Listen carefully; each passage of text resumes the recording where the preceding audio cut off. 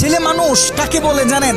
যে তার নিজের কলিজা ছেঁড়া কষ্ট ভাতের লোকমার সাথে প্রতিনিয়ত গিলে খায়, তাকে ছেলে মানুষ বলে। একটা ছেলে যখন বড় হয় সে তার নিজের বাবাকে গিয়ে এই কথাটা বলতে পারে না, বাবা আমি প্রচুর পরিমাণে ডিপ্রেশনে আছি, আমি অনেক সমস্যার ভিতরে আছি, আমার একটু তোমার সাপোর্টটা দরকার, কারণ তোমার ছেলের তুমি ছাড়া এত আপন তো আর কেউ নাই। বাবা তোমার ছেলের মাথায় একটু হাত বুলিয়ে দাও, সামান্য সময়ের জন্য হলেও তোমার ছেলেকে একটু বুকে টেনে নাও। তুমি যদি একটু আমাকে তোমার বুকে টেনে নাও তাহলে আমার কষ্ট অনেকটা কমে যাবে। ছেলেরা এই কথাগুলো কখনোই তাদের বাবাকে গিয়ে বলতে পারে না। ছেলেরা কখনো নিজের মাকে জড়িয়ে ধরে কান্না করতে পারে না, because people say boys don't Cry. ছেলেদের মুখে কান্না মানায় না, এ কারণে ছেলেরা নিজে কষ্টে পড়লে কাউকে একটু কান্না করেও বলতে পারে না। খুব খেয়াল করে দেখবেন, একটা ছেলে খাবার খাওয়ার আগে যে কখনো প্লেটটা ধুয়ে খাবার খায় নাই, এই ছেলেটাও নিজের সবটা দিয়ে চেষ্টা করে নিজের ফ্যামিলি, নিজের প্রিয় মানুষটার মুখে হাসি ফোটানোর জন্য। অনেক ছেলে দেশে পরিশ্রম করে, অনেক ছেলে প্রবাসে বছরের পর বছর নিজের ফ্যামিলি, নিজের প্রিয় মানুষের মুখে হাসি ফোটানোর জন্য পড়ে থাকে।